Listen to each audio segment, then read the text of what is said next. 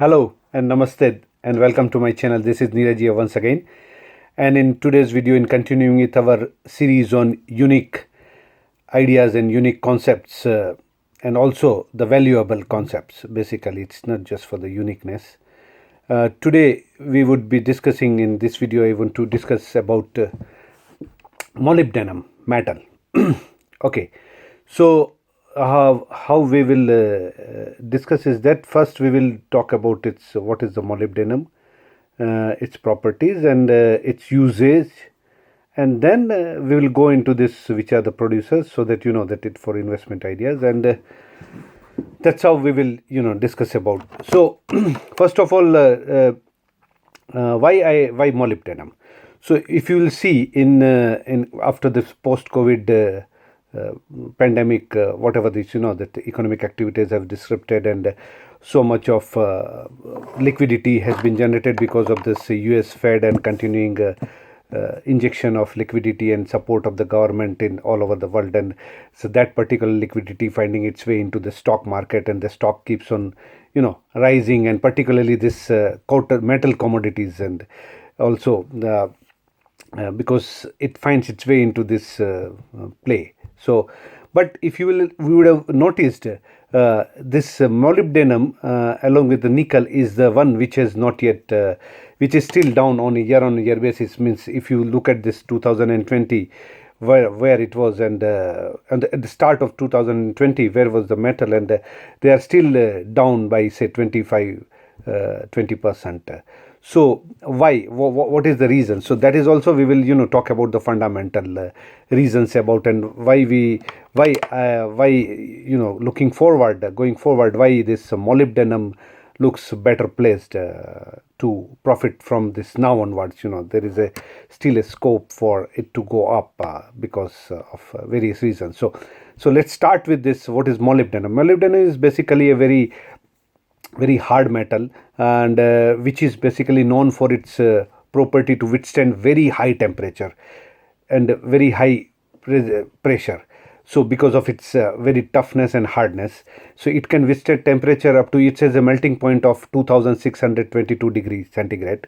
So basically it can withstand temperature easily up to 2100 degree, before it starts crumbling.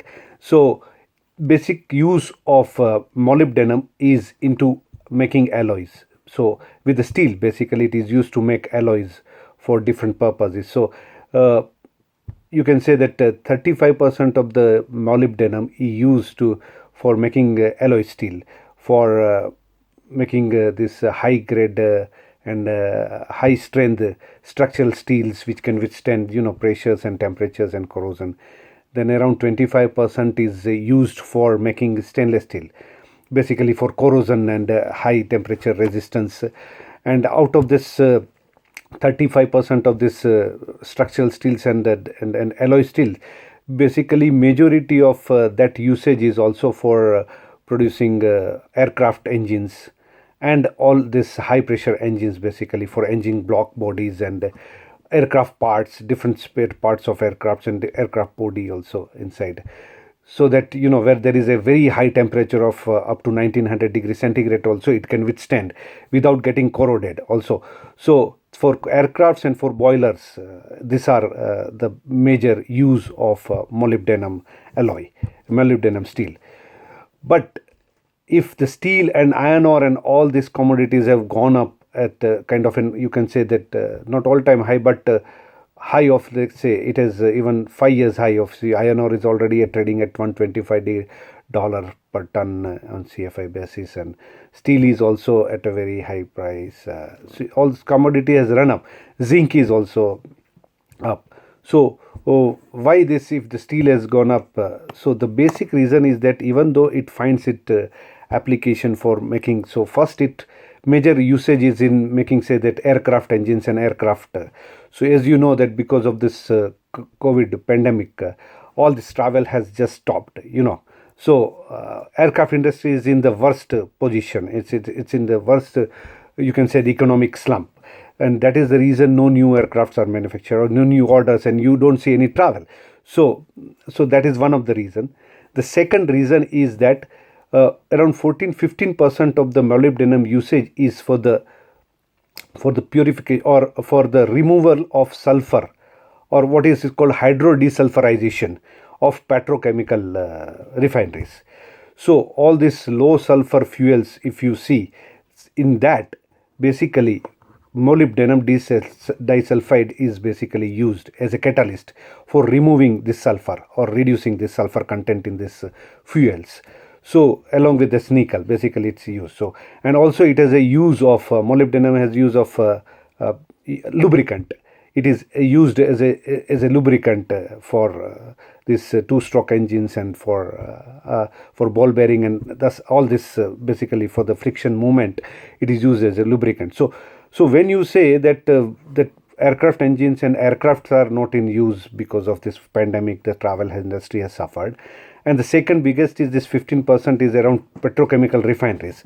So when this travel in, everybody is locked down, and even if now it has opened up since last 1-2 months, but still there are fears that already this pandemic virus is again rearing its ugly head, and lockdown can come. So this, travel is still restricted because people are still working from office. Not much travel is happening. So that is the reason, this petrochemical, that usage of petrol is also still down. And that is where I think this molybdenum is that prices are still lower and it has not moved. But having said that, I believe that going forward, we will definitely see that end of this. It cannot continue like this for pandemic, right? So with the vaccine or whatever, with the little bit of people getting used to it, and maybe by this year end or by the next year, definitely we will again start picking up of the demand for this petrol and diesel and this fuels, and traveling will be restricted. Restrictions will be lifted, and this aircraft, so aviation and all this air travel again will resumption start, and all this activities will start, and that is where we'll perk up the demand of molybdenum. So which are the basically producers, main producers, or what is the production demand dynamics of this molybdenum? China is the biggest, largest producer and consumer also, basically user also of this. So around world, the world production is around 290,000, 280,000 to 300,000 tons per year. It hovers around that. Out of that, around 45% or around 130,000 tons is China keeps on producing. It's constant remaining. Second is Chile. It produces around 58,000 tons, or 20% of the world production comes from Chile. Third is United States of America, USA. So it's around 46,000, 47,000 tons of. Fourth is Peru with 26,000 tons of production. And fifth is Mexico with around 12,000 tons. And then also, you will be surprised, even Iran is also one of the producer in the top 10. Iran, Armenia, Russia, and Canada is also the producer of mining. Basically, how the molybdenum is produced. Molybdenum is produced as a byproduct of the copper and tungsten mines. So wherever the copper mining companies are there, or the copper production is there, that is where you will find that molybdenum comes out as a byproduct of this thing. So this which are the company? I mean, if you look at this molybdenum prices, so from the starting of this 2020, it is down by right now it is down by 5%. But from the highs of in 2020, before this pandemic virus started, so in March, it has reached to around $26 per kg. Right now it is hovering at around $21 per kg. So still from that also it is down 20%. And if you look at the last 5-year cycle of this commodity, it is $30, and in the high time in 2012 it has reached even $40 per kg. So forget about that. But we definitely, I believe that with all these things, if slowly unlocking and everything happening, air travels resuming, and petroleum consumption and diesel consumption increasing, and more awareness about the green and environment, so more high quality or low sulfur diesel and petrol will be more pushed and will be made compulsory. So usage of molybdenum will slowly definitely will go up, and demand will also go up. And with its production is remain tied to copper, So that is how you will see the dynamics going up. So you can see that even if it's $21, it can go to 25 and even $30, because in the last 5 years the high had been $30 per kg. So still there is a lot of scope from here to almost like 45 to 50% for this commodity to go up, and with exhaustion of avenues for investment and liquidity keep on coming, so people will try to now investor will try to find new avenues. So this is, I think, believe this after this gold and silver and palladium metals, platinum, that what you call that PGB group of metals. Now I think molybdenum will be the one which will be picked up by the investors, and one can look into this. Also, it's a good, great concept about this. And which are the, so if somebody will ask that which are the companies, so per se, as I told you, that molybdenum is produced as a byproduct of copper mines, copper production, copper ore production. So basically, I find there are 3 or 4 internationally company. The first is, as you know, that Codelco of Chile, because Chile is, as I told you, 20% of the world production, or around 58,000 tons of production molybdenum comes from the Chile.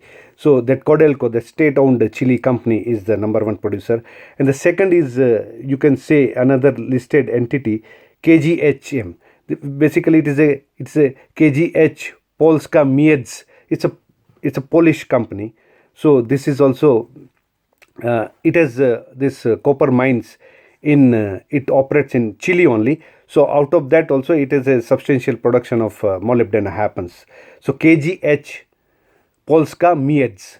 So you can find this company is listed in Warsaw Stock Exchange, and Stuttgart, Frankfurt, and London Stock Exchange also. And the third is Hot Chili. So it's an Australian company. It is also listed everywhere. So Hot Chili is also basically, as I told you, that these are basically copper mines and the geological survey and the copper project company. Basically, it is working on Productora copper mining project in Chile. This is also basically in Chile. So these are some of this 3-4. Freeport McMoran is also one of the, whoever is the copper producer. Most of them will have this molybdenum production also as a byproduct. So this is what I just wanted to discuss. And having said that, if anyone wants to have some more detailed discussion and detailed things, then you can consult me on it's a paid basis, because personalized consultancy. All my description and details are given in the description box down below, which you can contact me through that way, and then I will answer for that.